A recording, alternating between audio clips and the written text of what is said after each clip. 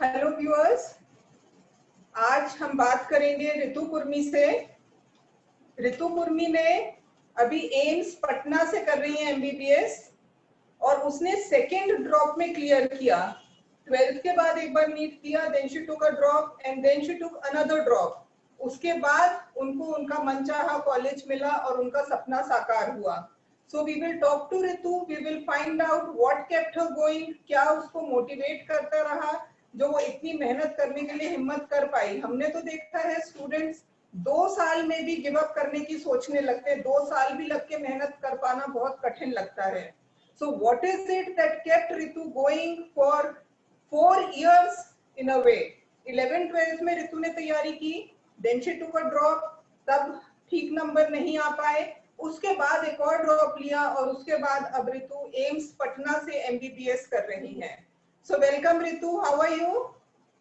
Ma'am मैं बढ़िया हूँ, आप ठीक है? हाँ, बढ़िया हूँ। भोपाल में ही हो रितु अभी? हाँ मैम, मैं भोपाल में ही हूँ। तो कब आ गई थी? मार्च में आ गई थी क्या? यस मैम, मार्च में ही आ गई थी। तो अभी ऑनलाइन क्लासेस वगैरह चल रही हैं कुछ?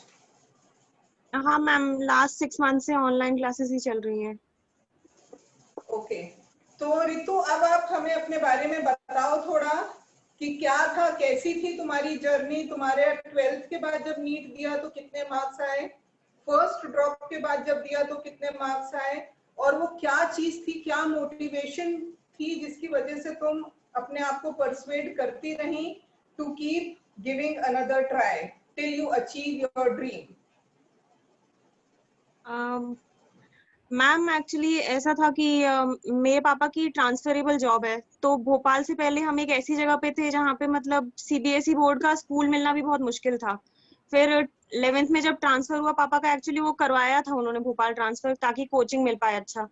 तो 11th में फिर जब मैं आई तो ऑलरेडी 3-4 मंथ्स जा चुके थे और जल्दी से कोई कोचिंग चाहिए थी, और मतलब इतना कुछ आइडिया था नहीं कि कोचिंग क्या देख के पिक करनी चाहिए। तो यहाँ पे भोपाल में जो लोग थे उनसे ही पूछा कि मतलब कौन सी कोचिंग अच्छी रहेगी, तो बहुत लोगों ने टैग ही सजेस्ट किया कि टैग ज्वाइन करो। फिर स्कूल के टीचर से बात की तो उन्होंने कहा कि टैग में जाओ, टैग अच्छी है। तो उस टाइम पूरा मन तो नहीं बनाया टैग जाने का, लेकिन सोच लिया था कि चलो एक बार जाके देख लेते हैं, वहां पे मतलब मिल लेते हैं टीचर्स से, वहां पे स्टाफ से, तो पता चल जाएगा। फिर वहां पे गए तो मतलब देखा कि कितने सालों से टैग ही है जो मतलब एमपी की टॉप रैंक दे रही है। फिर उसके बाद एक्चुअली मैटर तो ये करता था कि सिलेक्शन रेशियो क्या है। तो उस टाइम पे मैंने देखा कि सिलेक्शन, तो मुझे ऐसा लगा कि शायद आधा बैच ही सिलेक्ट हो गया, 50% बच्चे इन्होंने सिलेक्ट करा दिए हैं बैच से। तो मुझे वो चीज बहुत अच्छी लगी थी कि चलो ठीक है। एक्चुअली उस टाइम पे मेरा कोई ड्रीम कॉलेज तो नहीं था, लेकिन मैंने ये सोचा कि सिलेक्शन रेशियो इतना अच्छा है तो मेरा सिलेक्शन तो हो ही जाएगा, इसलिए मैंने ये सोच के फिर टैग ज्वाइन की। लेकिन पता नहीं चला कि 11th-12th मतलब कैसे निकल गई, क्या गड़बड़ रही उसमें। मतलब ये था कि मैं कोचिंग और स्कूल दोनों को साथ में मैनेज कर ही नहीं पा रही थी। तो 11th-12th तो ऐसे निकल गई। उसके बाद नीट दिया 12th में, तो उसमें मेरे 353 मार्क्स थे। तो मतलब बुरा ही होता है, मतलब सोच भी नहीं सकते वो कॉलेज का। तो मतलब उस टाइम पे तो चलो ठीक है, 12th के बाद तो बहुत आसान रहता है मतलब पेरेंट्स को मनाना कि मैं एक ड्रॉप ले लूंगी और सिलेक्शन हो जाएगा मेरा। तो और मैम प्रॉब्लम ये भी थी मेरे साथ कि मैं मतलब मेरी नेटिव प्लेस जो है वो, वहां से बहुत ही कम लोग मतलब वहां से निकल के बाहर आए हैं। मतलब मेरे पापा भी जो थे वो शायद पहले इंसान होंगे जो वहां से निकल के बाहर आके उन्होंने जॉब करने की सोची थी। I interrupt you once Ritu, कौन सी जगह को बिलोंग करती हो? मैम मैं सागर के पास से हूँ। ओके। सागर के पास। हम्म। तो मैम वहां पे मतलब मेरे पापा जब बाहर आ रहे थे वहां से, तो वहां पे भी लोगों का यही कहना था कि मतलब बाहर जाके क्या करोगे। तो मैम सबकी नजरें एक्चुअली मेरे ऊपर ही बनी हुई थी कि ये बाहर गए हैं, इन्होंने अपने बच्चे बाहर पढ़ाए हैं, तो अभी देखते हैं इनका क्या होता है। तो मतलब कोई छोटा सा रिजल्ट भी आता हो, मतलब 8th क्लास का रिजल्ट आ रहा है, 9th का, 10th का, तो वो भी लोग फोन करके पूछते थे। तो फिर 12th के बाद तो सिलेक्शन हुआ है नहीं, ये तो पूछेंगे ही। तो पूछा 12th के बाद, तो तब लोगों ने कहा मतलब कि मना किया था, मतलब कि ऐसी स्ट्रीम में मत भेजो इसको कि बाद में फिर ऐसा हो ये सब। तो फिर मतलब उस टाइम पे तो ठीक है, चलो मना लिया गया था। मतलब पेरेंट्स को मनाना बहुत आसान था कि एक ड्रॉप लेना है, एक ड्रॉप के बाद मैं सिलेक्ट हो जाऊंगी। और फिर मतलब एक ड्रॉप के बाद भी आप सिलेक्ट नहीं होते हो, मतलब फर्स्ट ड्रॉप पूरा निकल गया और उसके बाद नीट दिया, उसके बाद मार्क्स आते हैं 399। तो मतलब बहुत ही ज्यादा डिप्रेसिंग वो था। मतलब जिस दिन नीट दे के आए हैं, मैं वेट नहीं करती थी एक्चुअली कि 1-2 दिन रुक जाऊं उसके बाद स्कोर कैलकुलेट करूं। मैं उसी दिन जिस दिन आती थी उस दिन मतलब देख लेती थी कि कितना क्या बन रहा है। तो वो तो मतलब बहुत ही डिप्रेसिंग फेज था मतलब। लेकिन फिर ये भी था कि खुद भी बाहर आना है उससे और पेरेंट्स को भी फिर कन्विंस करना है। और फिर पेरेंट्स के साथ साथ वो मैंने बताया भी नेटिव प्लेस वाला इशू था, तो सबकी नजरें भी वहीं पे थी, तो मतलब वो भी था। फिर उसके बाद पेरेंट्स को तो मैंने मतलब पहले मैंने खुद को कन्विंस किया, खुद से ये कहा कि मैंने मतलब लास्ट टाइम 353 थे, इस बार 399 है, तो मतलब मुझे 45 मार्क्स का इंक्रीज मिला है। तो मतलब नेक्स्ट ईयर को मैं ऐसे देख रही थी कि चलो ठीक है, मेरा सिलेक्शन नहीं हो नेक्स्ट ईयर, मैं ड्रॉप लेती हूँ, 50 to 60 मार्क्स तो मैं इंक्रीज कर ही सकती हूँ। तो मैंने उस दिन नीट जिस दिन दे के आई उस दिन पूरी स्ट्रैटेजी बनाई थी नेक्स्ट ईयर की। और फिर दूसरा ड्रॉप लिया मैंने, फिर उसमें अच्छे से मेहनत की, उसके बाद फिर मेरे 553 मार्क्स है उसमें नीट में। बहुत ही बढ़िया, बहुत ही मोटिवेशनल ये चीज है सबके लिए, दैट यू रोज फ्रॉम 353, पहले अटेम्प्ट में तुम्हारे 353 मार्क्स थे बस, और उसके बाद भी तुमने अपनी हिम्मत बनाए रखी और तुमने अपना ड्रीम अचीव किया और तुम आज एम्स पटना में हो। सबसे बड़ी चीज ये है कि तुमने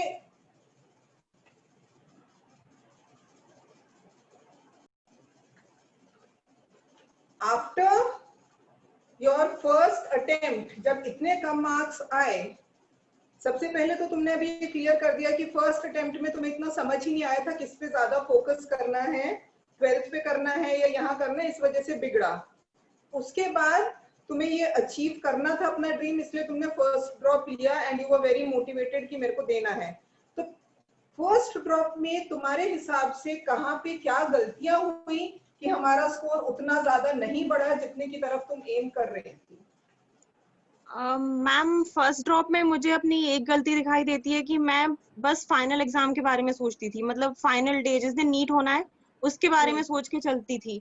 मतलब मेरी कुछ शॉर्ट टर्म गोल्स नहीं थे कि मुझे इतने मतलब पहले से मैं अगर सोच के चलती कि मुझे इतने इतने करके मार्क्स इंक्रीज करने हैं तो मुझे वो दिखता, रिजल्ट थोड़ा ज्यादा अच्छा दिखता मुझे फर्स्ट ड्रॉप के बाद। लेकिन मैं फाइनल एग्जाम के बारे में सोचती थी जिसकी वजह से मुझे रिजल्ट नहीं मिला। मैं पढ़ती तो थी लेकिन मेरे गोल्स मतलब सेट नहीं थे। बस यही था कि मुझे नीट क्रैक करना है, लेकिन साल के बीच में मुझे क्या करना है ये मेरा डिसाइडेड नहीं था।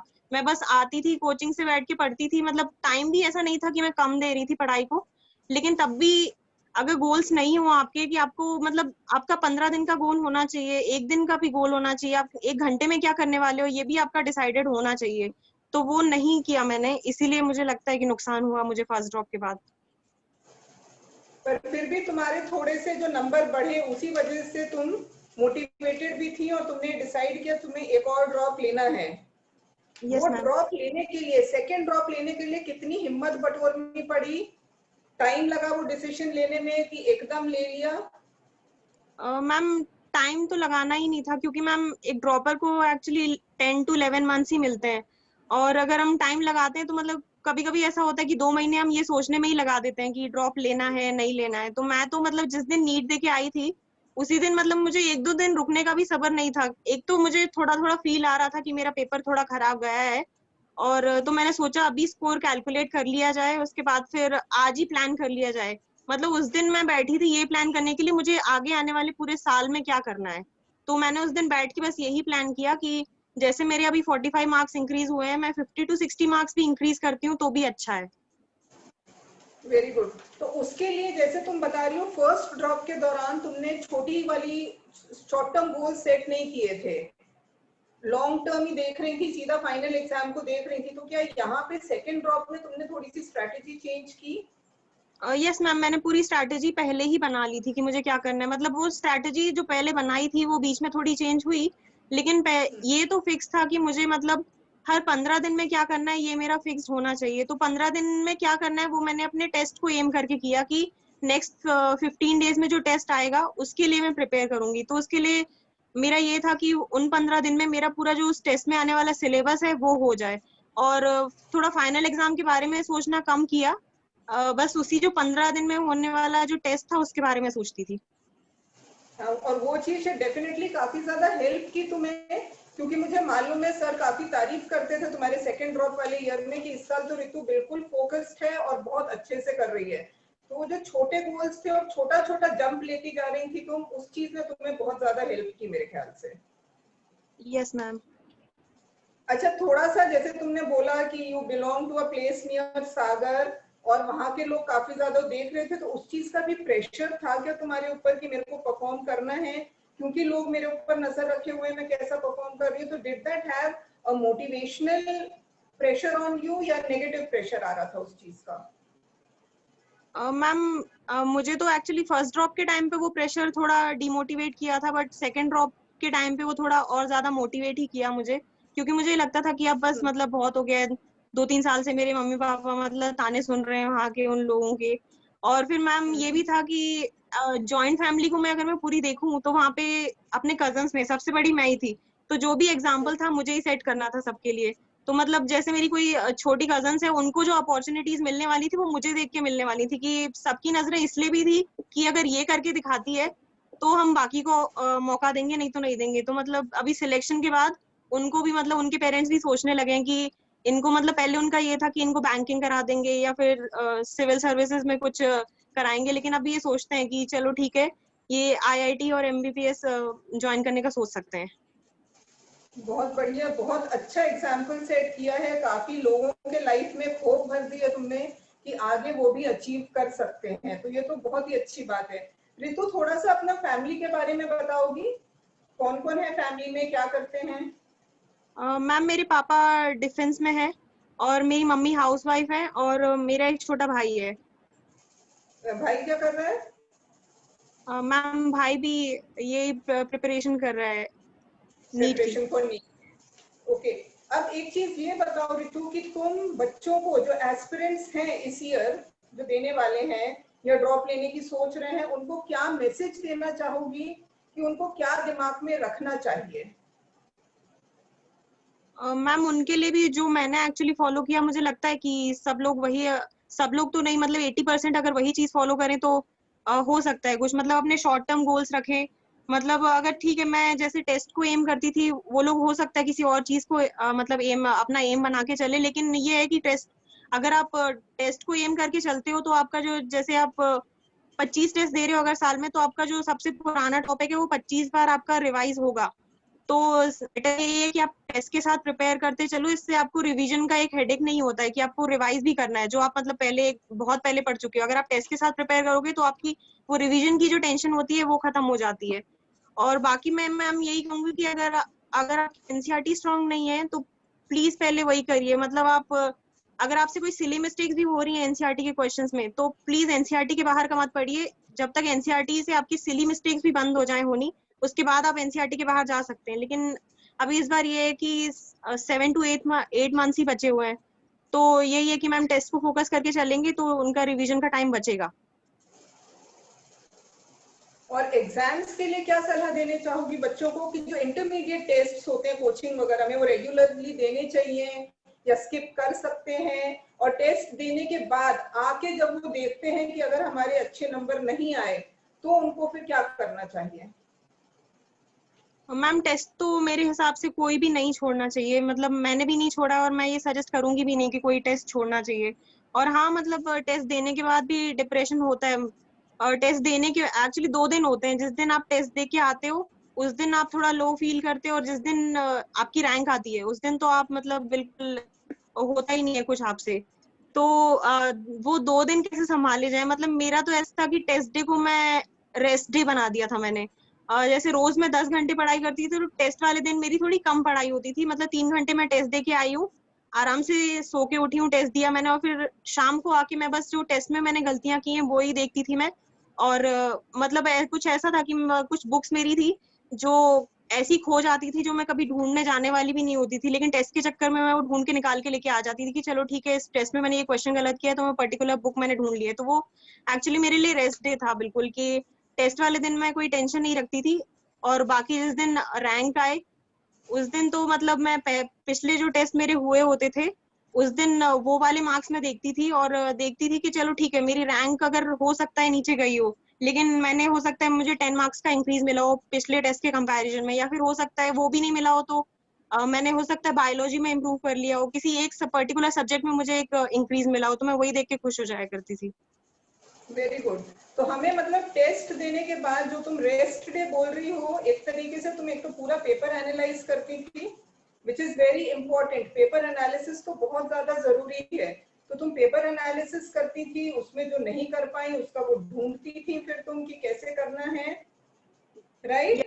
और उसके बाद फिर उसमें से भी पॉजिटिव चीजें निकाल के अपने अंदर थोड़ी पॉजिटिव एनर्जी भरती थी कि जो हम कर पाए, क्या इंप्रूव कर पाए, which is very very necessary. Ritu, तुमने अपने आप को ये 4 साल मोटिवेटेड कैसे रखा? क्योंकि 2 साल करना भी बहुत ज्यादा कठिन होता है।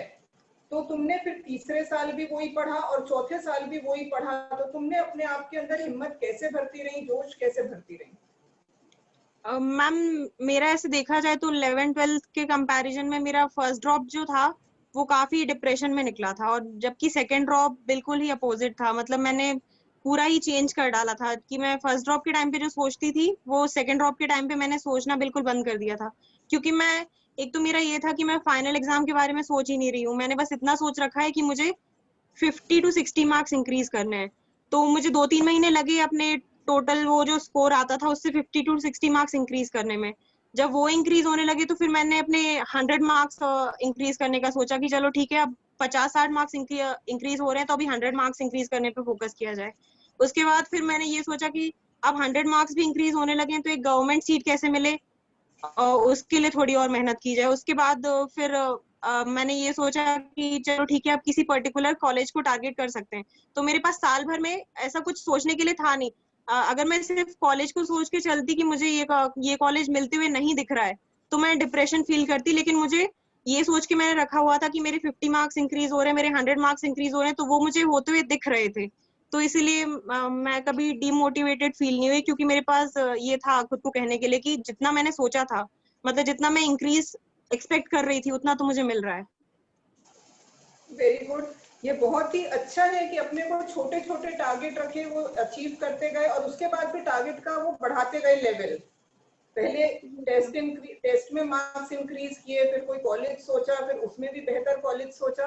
So that is the correct way कि हम थोड़ा थोड़ा ग्रो करने का सोचें, हम लंबी छलांग इकट्ठे मारने की नहीं सोच रहे हैं। ऋतु, जब अपन ने अभी बातें बिगिन की तो तुमने बोला था कि जब तुमने कोचिंग सिलेक्ट की उस समय तुम्हें आइडिया नहीं था कि क्या सिलेक्ट करना है, क्या देखना है, और तुमने ऐसे टीएसी ज्वाइन कर लिया। After these 4 years at TAC, तुम 4 साल हमारे पास पढ़ी, व्हाट इज योर एक्सपीरियंस? तुम्हारा क्या आज की डेट में क्या फीलिंग है कि तुम्हारा डिसीजन सही था क्या? और इसके साथ एक चीज का ये भी आंसर करना कि बच्चों को एक कोचिंग में क्या देखना चाहिए। अब तो तुम्हें समझ आ गया होगा, तो अब ये बताओ कि बच्चे जब कोचिंग सिलेक्ट करते हैं तो उन्हें क्या ढूंढना चाहिए कोचिंग में? मैम, अगर बच्चे को आइडिया नहीं है कि वो मतलब उसका आईक्यू लेवल क्या है, वो मतलब कभी मुझे तो एक्चुअली सही में पता नहीं था कि मैं मतलब एक एवरेज स्टूडेंट हूँ या बिलो एवरेज हूँ या कुछ कर सकती हूँ। तो मैंने तो बस जाके कोचिंग में यही देखा कि सिलेक्शन रेशियो क्या है। तो सिलेक्शन रेशियो मुझे टैग में ही बहुत अच्छा मिला, इसीलिए मैंने टैग ज्वाइन कर लिया। तो मैं बाकी सबको यही सजेस्ट करूंगी कि टॉप रैंक देखने से अच्छा ये है कि आप ये देखो सिलेक्शन रेशियो क्या है। और बाकी टैग के बारे में कहा जाए तो बहुत अच्छी थी, मतलब 4 साल मेरे बहुत अच्छे से निकले उधर। मतलब मैंने कभी सोचा भी नहीं कि कभी कभी ऐसा होता है कि 12th के बाद सिलेक्शन नहीं हो तो हम सोचते हैं कोचिंग चेंज कर ले, लेकिन मैंने नहीं की चेंज। मैंने फर्स्ट ड्रॉप सेकंड ड्रॉप दोनों उधर से लिया, क्योंकि मुझे पता था कि टीचर्स तो अपना 100% दे रहे हैं, कहीं कमी कहीं मुझ में ही है। मतलब अगर कमी मुझ में नहीं होती तो टीचर्स में कमी होती तो मेरा वो मुझे जो इंक्रीज मिला था देखने के लिए 45 मार्क्स का वो नहीं मिलता। तो इसीलिए मैंने टैग ही ज्वाइन किया और अपनी जो कमियां थी उनको ठीक किया। और बच्चों को क्या सलाह दोगी कि वो अब जब अगर कोचिंग सिलेक्ट कर रहे हैं तो उनको क्या क्या पॉइंट्स दिमाग में रखने चाहिए कोचिंग सिलेक्ट करते वक्त? क्या मैम फैसिलिटी वहां मिलनी चाहिए? मैम बच्चों को ये देखना चाहिए कि टीचर मतलब इंडिविजुअल अटेंशन दे पा रहा है या नहीं दे पा रहा है। मतलब ये काफी मुश्किल होता है टीचर्स के लिए कि मतलब हर स्टूडेंट पे वो ध्यान दे पाए, लेकिन टैग में ऐसा है कि मतलब ऑलमोस्ट सभी टीचर्स जो भी हैं वो इंडिविजुअल अटेंशन देने की कोशिश पूरी करते हैं। तो यही देखना सबसे बेटर है, क्योंकि मैम टीचर्स अगर इंडिविजुअल अटेंशन देते हैं तो हमसे फिर कुछ एक्सपेक्टेशंस भी रखते हैं उन एक्सपेक्टेशंस की वजह से ही हम और मेहनत करते हैं आगे। एग्जैक्टली आपको अपनी वर्थ का और ज्यादा अंदाजा हो जाता है फिर, अदरवाइज आप भीड़ में गुम जाते हो, अपना ही स्ट्रगल करते रहते हो, कोई आपको मोटिवेट करने के लिए नहीं होता है। तो इसलिए सबसे ज्यादा यस मैम। इम्पोर्टेंट है कि बच्चे ये चीज देखें कि जहाँ पे उनको पर्सनल अटेंशन भी मिल पाए वहां पे उनकी ग्रोथ ज्यादा होगी। Yes ma'am. रितु तुम जैसे 2 साल में ही हम देखते हैं कि बच्चे बीच में ऐसे हो जाते हैं कि अब पढ़ाई में मन नहीं लग रहा, हमारा मन नहीं लग रहा, हम नहीं पढ़ पा रहे हैं, हम नहीं दे पाएंगे। तुम्हें इन 4 सालों में कभी ऐसा ख्याल आया कि नहीं अब मेरा गिव अप हो गया, अब मैं नहीं पढ़ पाऊंगी? और मैम फर्स्ट ड्रॉप के टाइम पे आता था मुझे ख्याल, लेकिन सेकंड ड्रॉप के टाइम पे नहीं आया मुझे। जैसा कि मैम मैंने बताया कि मैं लॉन्ग टर्म का सोच ही नहीं रही थी, मतलब मेरे जो शॉर्ट टर्म गोल्स थे वो मैं अचीव करते जा रही थी। तो सेकंड ड्रॉप के टाइम पे ऐसा कुछ ख्याल नहीं आया, लेकिन हाँ फर्स्ट ड्रॉप के टाइम पे आता था। सेकंड ड्रॉप के टाइम पे बस टेंशन थोड़ी तब बढ़ती थी जब मेरी रैंक टॉप 5 से बाहर जाती थी। अच्छा, तो मतलब ये है कि अगर हम अपने लिए छोटे गोल सेट करें और हम अचीव कर रहे हैं तो वही हमारे लिए एक मोटिवेटिंग फैक्टर रहेगा to keep moving on. Otherwise yes एक मैम। लॉन्ग टर्म गोल अगर सेट कर लिया तो नीट का तो जिस दिन एग्जाम होगा तो हो ही गया, उस दौरान मोटिवेटेड रखने के लिए कुछ नहीं होता। तो हर टेस्ट में अपने लिए एक छोटा सा गोल सेट करना चाहिए और उसको अचीव आप करते हो तो आप मोटिवेटेड रहते हो आगे बढ़ने के लिए। Yes ma'am. रितु आज तुम्हारे पेरेंट्स बहुत खुश होंगे कि तुमने इतना बढ़िया कर लिया, एम्स पटना से कर रही हो, how do they feel? Ma'am वो बहुत खुश है। मतलब पहले तो ऐसा था कि उनको थोड़ी मतलब नजरें चुरा के बोलना पड़ता था कि मेरी बेटी ने सेकंड ड्रॉप लिया है, लेकिन हाँ अभी बिल्कुल मतलब खुल के बोलते हैं कि हाँ उसने सेकंड ड्रॉप लिया था और अभी वो एम्स पटना में है। Very good. तो कहीं ना कहीं पेरेंट्स जब खुश होते हैं, तुम्हारे दिमाग में पेरेंट्स की खुशी भी रही होगी कि वो खुश होंगे अगर मैं, और उनका कुछ भी कहो एक थोड़ा सा दर्जा बढ़ेगा उनके समाज में, या जिन लोगों का तुम बोल रही हो कि तुम्हारी नेटिव प्लेस में सब देख रहे थे, तो that must also have been a motivating factor for you कि उस वजह से भी मैं मेहनत करूं और अपने पेरेंट्स को वो प्राइड दिला सकूं। हाँ मैम एग्जैक्टली मैम, मुझे तो ये करना ही था। मतलब मेरे दिमाग में ही यही था कि मतलब मुझे ये एग्जाम्पल सेट करना ही है। तो आज अब तुमने अपने छोटे कजिन्स के लिए, अपनी नेटिव प्लेस में बाकी जानने वालों के बच्चों के लिए, सबके लिए ये राह खोल दी है, सबको ये राह दिखा दी है कि ये it is not unachievable. So this is a message for other people also जिनके पहली बार में 300 350 नंबर आए हैं, वो भी अपने मार्क्स आगे इतने बढ़ा सकते हैं with a proper study methodology कि वो अपना टारगेट हासिल कर सकें और अपने कॉलेज, एक गवर्नमेंट कॉलेज में पहुंच के अपनी सीट सिक्योर कर सकें। रितु कुछ मैसेज देना चाहोगी बच्चों को, स्टूडेंट्स को? यस मैम, मेरा यही एक मैसेज है कि आप अपनी रैंक से ज्यादा इस चीज पे फोकस करिए कि आपके मार्क्स इंक्रीज हो या नहीं हो। मतलब हर टेस्ट में अगर आपके 5-10 नंबर भी इंक्रीज हो रहे हैं तो वो बहुत अच्छी बात है। और बाकी पेरेंट्स के लिए तो मेरा ये मैसेज है कि बच्चे तो ठीक है कर लेंगे, लेकिन पेरेंट्स का जो प्रेशर होता है वो थोड़ा कम हो। मतलब पेरेंट्स अगर अपने बच्चों के लिए छोटे छोटे रिवॉर्ड्स अगर रखें, जैसे मेरे पापा थे, तो मतलब मेरी अगर रैंक नीचे भी जाती थी ना तो वो कुछ नहीं बोलते थे। मतलब वो एक्चुअली ना मुझे थोड़ी मतलब कोई पार्टी वगैरह देने की कोशिश करते थे कि चलो ठीक है हर टेस्ट के बाद मुझे एक पार्टी मिले। तो मेरे लिए वो एक रिवॉर्ड ही होता था कि मतलब ठीक है नहीं भी कर पाई अच्छा, लेकिन मुझे अपने मार्क्स में एक इंक्रीज मिला है तो उसके लिए मुझे कुछ मिल रहा है घर पे। मतलब मुझे डांट नहीं पड़ी है उस चीज के लिए। तो मैं बाकी सब पेरेंट्स के लिए भी यही कहूंगी कि अगर छोटी छोटी चीजें भी बच्चा अचीव कर रहा है, जैसे 5 मार्क का 10 मार्क का इंक्रीज है, तो उसको एक रिवॉर्ड दे दीजिए या फिर उसकी तारीफ ही कर दीजिए, उतने में ही वो खुश हो जाएगा, मोटिवेटेड फील करेगा। वेरी गुड, ये बहुत अच्छी बात बताई है तुमने रितु। पेरेंट्स के लिए बहुत जरूरी है, हम हर मैसेज में ये चीज बताते हैं पेरेंट्स को कि टेस्ट के मार्क्स पे, जो इंटरमीडिएट टेस्ट हो रहे हैं उनके मार्क्स पे हमें बहुत ज्यादा टेंशन नहीं लेनी है। पेरेंट्स को भी ये चीज धीरे धीरे करके सीखनी पड़ेगी कि मार्क्स की टेंशन बहुत ज्यादा नहीं लेनी है। ग्रेजुअली अगर बच्चा, मैं तो बोलती हूँ, एक एक दो दो नंबर करके भी इम्प्रूव कर रहा है तो ग्रेजुअली वो इतना इम्प्रूव कर जाएगा कि वो अपने ड्रीम कॉलेज को अचीव कर पाए। उतनी मेहनत, क्योंकि वो बच्चे को ऑलरेडी इतने प्रेशर में, हमें और ज्यादा प्रेशर नहीं बढ़ाना है। So Ritu, it was very nice talking to you, बहुत अच्छी तुमने बातें बताई। और तुम्हारा एक एग्जाम्पल ऐसा है जो बच्चों को बहुत ज्यादा मोटिवेट करता है। तुमने एक बार कोचिंग में भी आके बच्चों से बात की थी, उसके बाद कई सारे बच्चे हैं जो मोटिवेटेड हो गए और वो फील करने लगे कि हाँ हम भी हासिल कर सकते हैं। जब रितु दीदी ने कर दिया तो हम भी कर लेंगे। नहीं तो कई बार बच्चे वो अचीव सोचते ही नहीं कि हम कर लेंगे, वो एक प्रेशर में ड्रॉप ले तो लेते हैं पर बहुत उसको दूर का ख्याल समझते हैं कि सिलेक्शन होना तो बहुत मुश्किल है। But seeing your example, there are so many children who got motivated. So thank you Ritu for sparing your time, giving us time बच्चों को इतना समझाने के लिए। I'm sure उन्हें बहुत फायदा होगा and all the best for your future. Do well Thank you, Ritu. ma'am. Thank you, ma'am.